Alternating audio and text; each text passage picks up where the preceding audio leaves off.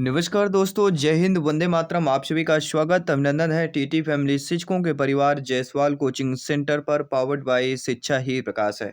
दोस्तों, बात करेंगे आपके टीटी एग्जाम की। ब्रह्मांड का चैप्टर चल रहा है, साइंस विज्ञान की बात करेंगे, ग्रेड 2 की बात करेंगे। क्लास नंबर ये तीसरी रहने वाली है। इसके पहले 2 क्लास ऑलरेडी कंप्लीट कर चुके हैं, जो हमारी आपके ब्रह्मांड के चैप्टर को कंप्लीट कर रही है। कंप्लीट प्रिपरेशन के साथ प्रत्येक क्लास करते हैं, बेहतरीन तैयारी के साथ 120 क्वेश्चन पक्का करना है, तो सभी क्लासेज इंपॉर्टेंट है।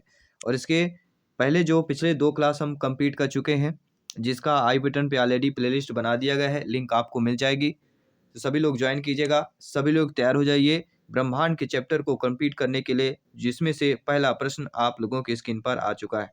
ये बहुत ही सिंपल और साधारण सा प्रश्न पूछा जा रहा है कि सौर मंडल के संबंध में सर्वप्रथम जानकारी प्रस्तुत करने का श्रेय किस विद्वान को जाता है?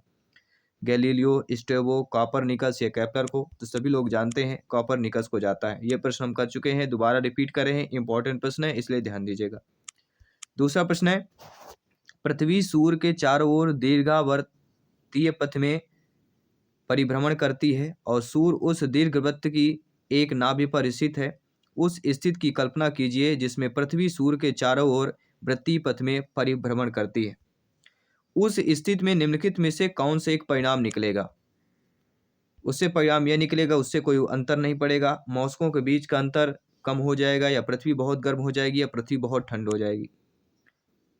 देखिए दोस्तों, सूर्य पृथ्वी जो है सूर्य के चारों दीर्घवृत्तीय पथ में परिभ्रमण करती है और सूर्य उस दीर्घवृत्त की एक नाभि पर स्थित है। तो उस स्थिति की कल्पना कीजिए जिसमें पृथ्वी सूर्य के चारों ओर वृत्तीय पथ में परिभ्रमण करती है।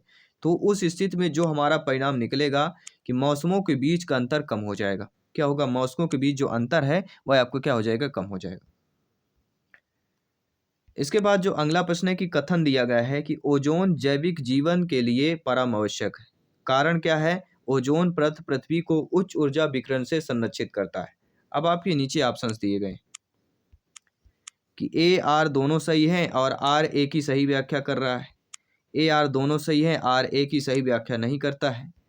ए सही है परंतु आर गलत है, ए गलत है परंतु आर सही। 4 कंडीशंस है आपके सामने, 2 कथन दिए गए। तो ओजोन जैविक जीवन के लिए परम आवश्यक है और ओजोन परत को उच्च ऊर्जा विकिरण से संरक्षित करती है। तो ये भी है बात है, दोनों बातें सही है, यानी ए और आर दोनों कथन सही है। लेकिन आर जो है ए की सही व्याख्या करता है कि ओजोन जैविक जीवन के लिए क्यों आवश्यक है। यह व्याख्या कर रहा है कि ओजोन परत जो O3 है, पृथ्वी को जो उच्च ऊर्जा विकिरण को यह संरक्षित करता है। तो हमारा जो पहला ऑप्शन दिया गया है वह हमारा सही हो जाएगा। इसके बाद जो अगला प्रश्न है कि निम्नलिखित में से कौन सा पृथ्वी के सबसे निकटतम है? बृहस्पति, मंगल, बुध, शुक्र? सभी लोग बताइए, तो पृथ्वी के सबसे निकटतम कौन सा हो जाता है? क्या बुध है, क्या मंगल हो जाएगा, शुक्र हो जाएगा? तो क्रम के अनुसार देखा जाए, बुध, शुक्र, पृथ्वी, मंगल, बृहस्पति, शनि, अरुण, वरुण की बात करते हैं, तो पृथ्वी के सबसे निकटतम की अगर बात करते हैं, कौन सा होगा? सभी लोग कमेंट कीजिए। बहुत इजीली प्रश्न है, ये आपको कमेंट करके बताना है, क्योंकि हम ऑलरेडी ये बता चुके हैं। कल की क्लास हमने डिटेल के साथ चर्चा भी किया था। अगला प्रश्न है, सूर्य से धरती तक प्रकाश पहुंचने में लगभग कितना समय लगता है? 2 मिनट, 4 मिनट, 8 मिनट, 16 मिनट? तो 8 मिनट कुछ सेकंड लगते हैं, इसलिए 8 मिनट के ऑप्शन सही हो जाएगा। सूर्य से धरती तक प्रकाश पहुंचने में लगभग कितना समय लगता है? 8 मिनट की बात करें तो हमारा जो सी ऑप्शन दिया गया है वह हमारा सही हो जाएगा। इसके बाद अगला प्रश्न है कि निम्नलिखित में से कौन सा ग्रह पृथ्वी की अपेक्षा आकार में छोटा है? नेपच्यून, शुक्र, शनि या यूरेनस?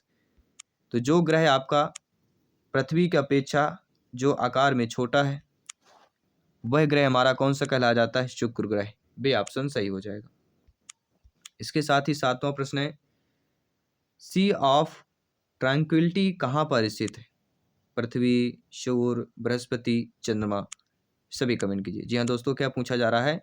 सी ऑफ ट्रैंक्विलिटी कहाँ पर है? सभी लोग बताइएगा। तो राइट ऑप्शन यहाँ पे क्या हो जाता है? चंद्रमा। डी ऑप्शन सही हो जाएगा। अगला प्रश्न, वैज्ञानिक निम्नलिखित में से किन परिघटना या परिघटनाओं को ब्रह्मांड के निरंतर विस्तार के साक्ष्य के रूप में उद्धृत करते हैं? अंतरिक्ष में सूक्ष्म तरंगों की उपस्थिति का पता चलना, अंतरिक्ष में रेडशिफ्ट परिघटना का अवलोकन, अंतरिक्ष में क्षुद्र ग्रहों की गति या अंतरिक्ष में सुपरनोवा विस्फोटों का होना। तो वैज्ञानिक निम्नलिखित में से किस या किन परिघटनाओं को ब्रह्मांड के निरंतर विस्तार के साक्ष्य के रूप में उद्धृत करते हैं? और वह हो जाता है अंतरिक्ष में रेडशिफ्ट परिघटना का अवलोकन। बी ऑप्शन सही हो जाएगा।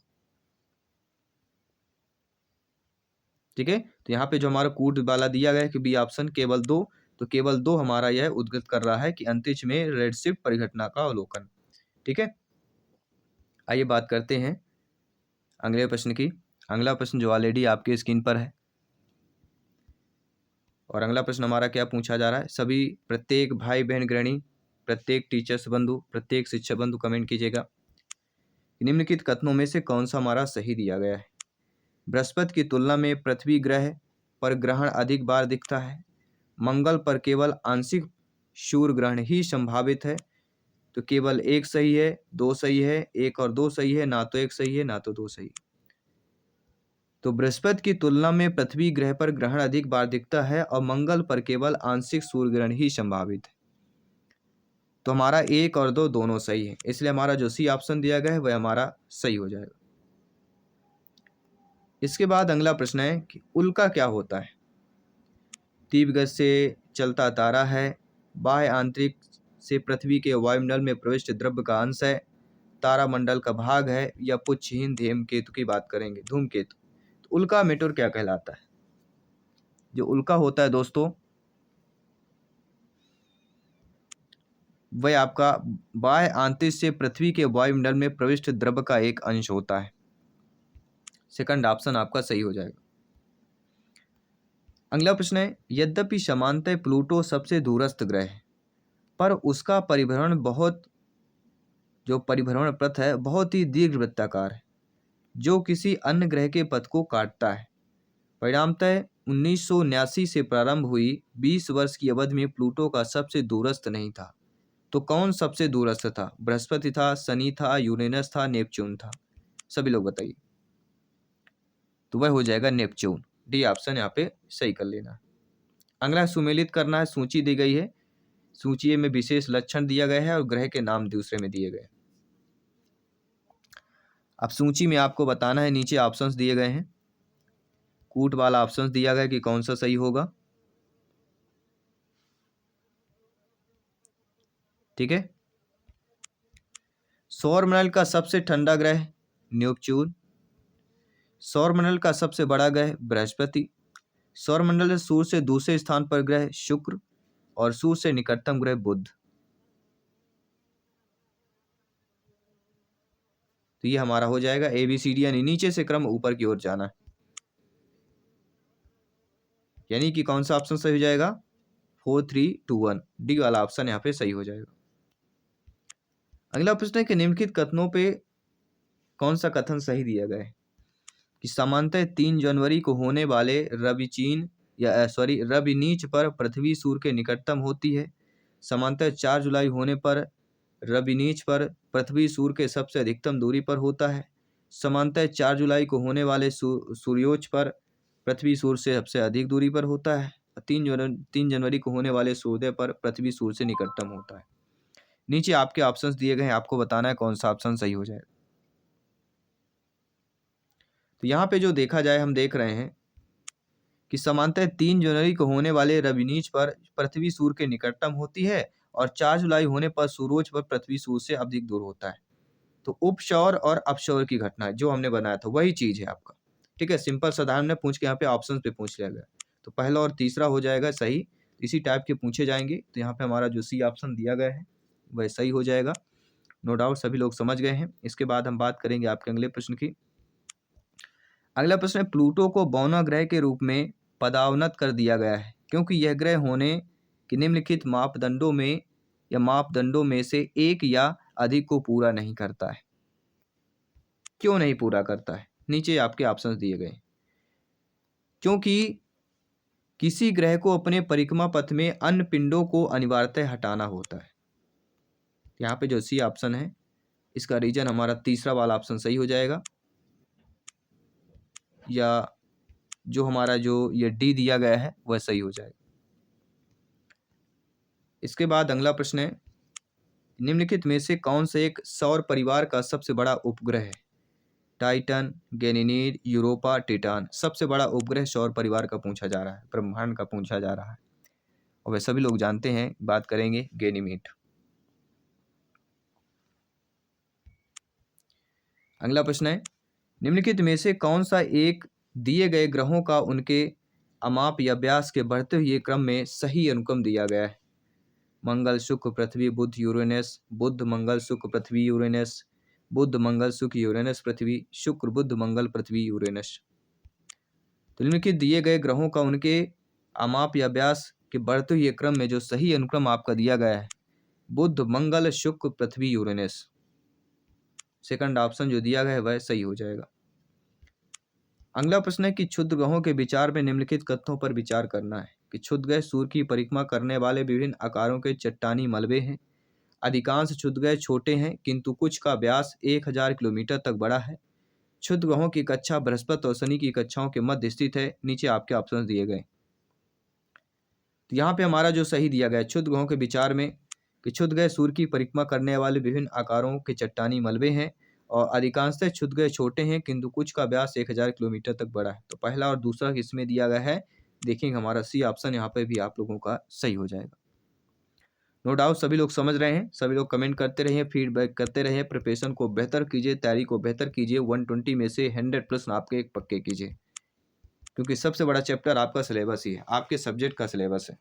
बाकी जो आपके 30 नंबर के हैं वो पेडागॉजी की हमारी डेली 7 PM में क्लास होती है, तो ज़रूर ज्वाइन कीजिए। बाकी कुछ रीजनिंग के क्वेश्चन भी एग्जाम टाइम में हम करवा देंगे, और नॉर्मल जो हिंदी इंग्लिश पूछी जाती है वो सभी लोग लगभग कर लेंगे, लेकिन रीजनिंग के क्वेश्चन हम एग्जाम टाइम में अवश्य करवा लेंगे। तो सूर्य के रासायनिक मिश्रण में हाइड्रोजन का प्रतिशत कितना होता है? जी हाँ, सूर्य के रासायनिक मिश्रण में हाइड्रोजन का प्रतिशत पूछा जा रहा है। 71, 61, 75, 54। हाइड्रोजन का प्रतिशत लगभग 71% के आसपास माना गया है। और निम्नलिखित में से कौन सा एक तारा है? तो सभी लोग जानते हैं सूर्य एक तारा है, चंद्रमा एक आपके उपग्रह है, और शुक्र और पृथ्वी ये हमारे ग्रह हैं। तो एक तारा हो गया, ये एक उपग्रह हो गया, और दो हमारे ये ग्रह हो गए। अकॉर्डिंग टू क्वेश्चन यहाँ पे आपका डी ऑप्शन सही हो जाएगा। अगला प्रश्न है, सौर पृष्ठ लगभग कितना तापमान होता है? जी हाँ, जो सौर का पृष्ठ है उस पर लगभग कितना तापमान होता है? 800 डिग्री सेल्सियस, 600 डिग्री सेल्सियस, 6000 या 1000 डिग्री सेल्सियस। तो सौर पृष्ठ पर लगभग कितना तापमान होता है? सभी लोग कमेंट कीजिएगा। तो हम बात करेंगे 6000 डिग्री सेल्सियस की बात करते हैं। दोस्तों अगला प्रश्न है कि पृथ्वी का ध्रुवीय व्यास उसके विषुवतीय व्यास से कितना कम है? 25 किलोमीटर, 43, 80 या 30 किलोमीटर कम है? तो आप सभी लोग जानते हैं पृथ्वी का ध्रुवीय व्यास उसके विषुवतीय व्यास से लगभग कितना कम है? तो ये कहला जाता है आपका 43 किलोमीटर के आसपास। बी ऑप्शन यहाँ पे ऑलरेडी सही हो जाएगा। इसके साथ अगला प्रश्न है कि पृथ्वी का विषुवतीय व्यास लगभग कितना है? 12,700 किलोमीटर, 12,750, 12,650, 12,600। कल की क्लास में हम शायद यह प्रश्न कर चुके हैं। पृथ्वी का विषुवतीय व्यास लगभग कितना है? सभी लोग बताइए। तो पृथ्वी का विषुवतीय व्यास लगभग कितना है? कल की क्लास आपने किया होगा तो जरूर अवश्य कमेंट कर दिया होगा। 12,750 किलोमीटर। जी हाँ दोस्तों, पृथ्वी का जो विषुवतीय व्यास है लगभग आपका कितना है? 12,750 किलोमीटर। अगला है, पृथ्वी का उसके काल्पनिक अक्ष पर घूमने को क्या कहते हैं? परिभ्रमण, कक्षा, घूर्णन या इनमें से कोई नहीं। कुछ प्रश्न इजली होते हैं लेकिन सोचने पर मजबूर कर देते हैं, क्योंकि सारे ऑप्शन हमारे पढ़े हुए होते हैं। तो राइट ऑप्शन हमारा क्या हो जाएगा? पृथ्वी को उसके काल्पनिक अक्ष पर घूमने को क्या कहा जाता है? घूर्णन कहा जाता है। सी ऑप्शन सही हो जाएगा। इसके बाद हम बात करेंगे आपके अगले प्रश्न की कि पृथ्वी की अपनी अक्ष में जो गति है वह पश्चिम से पूर्व है, पूर्व से पश्चिम है, उत्तर से दक्षिण है, दक्षिण से उत्तर है। यह भी प्रश्न हम कर चुके हैं। आप जानते हैं आपका कमेंट कितना आता है। अगर आपने पिछली क्लास हमारी देखी होगी अवश्य आप लोगों ने अभी तक कमेंट कर दिया होगा कि पृथ्वी की अपनी कक्षा में गति किस प्रकार होती है, किस दिशा से किस दिशा की ओर होती है, और वह होती है पश्चिम से पूर्व की ओर। अगला है, पृथ्वी तथा सूर्य के मध्य सर्वाधिक दूरी किसके दौरान होती है? उत्तर अयनांत, दक्षिण अयनांत, उपसौर या अपसौर। देखिए, सर्वाधिक दूरी अगर पूछा जा रहा है तो हम बात करेंगे अपसौर की। सर्वाधिक नज़दीक पूछा जाता तो उपसौर बात करेंगे। नज़दीक उपसौर होता है तो 3 जनवरी को होता है, ऑफशोर 4 जुलाई को होता है। ये दोनों चीज़ें आपको ध्यान देना है। इतना अगला है, ऋतुएं निम्नलिखित के कारण होती हैं? पृथ्वी घूर्णन की गति के कारण, सूर्य के चारों ओर पृथ्वी का परिक्रमण के कारण, पृथ्वी का अक्ष से 66 1/2 डिग्री अक्षांश के कारण, या उपरोक्त बी और सी दोनों के कारण। तो ऋतुएं जो होती हैं, जो मौसम होता है, इसका रीजन, इसका कारण क्या होता है? इसका रीजन है सूर्य के चारों ओर पृथ्वी का परिक्रमण करना। बी ऑप्शन सही हो जाएगा। बहुत ही सिंपल सा प्रश्न था। अगला, एक भू स्तर उपग्रह का काल होता है 6 घंटे, 12 घंटे, 18 घंटे या 24 घंटे का होता है। एक भू स्तर उपग्रह का जो काल होता है वह कितने घंटों का काल होता है? और वह होता है आपके 24 घंटे का काल होता है। अभी लोग जानते हैं काल, जी हाँ, दिन और रात मिला के 24 घंटे का हो जाता है। अगला प्रश्न है, एक पिंड का पृथ्वी पर द्रव्यमान 6 किलोग्राम है। अगर इसके द्रव्यमान को चंद्रमा पर मापा जाए तो कितना होगा? लगभग 1 किलोग्राम, 1 किलोग्राम से कम, 6 किलोग्राम से कम या 6 किलोग्राम। तो एक पिंड का पृथ्वी पर द्रव्यमान अगर 6 किलोग्राम है और इसके द्रव्यमान को अगर चंद्रमा पर मापा जाए तो कितना होगा? तो भी आपका 6 किलोग्राम ही होगा।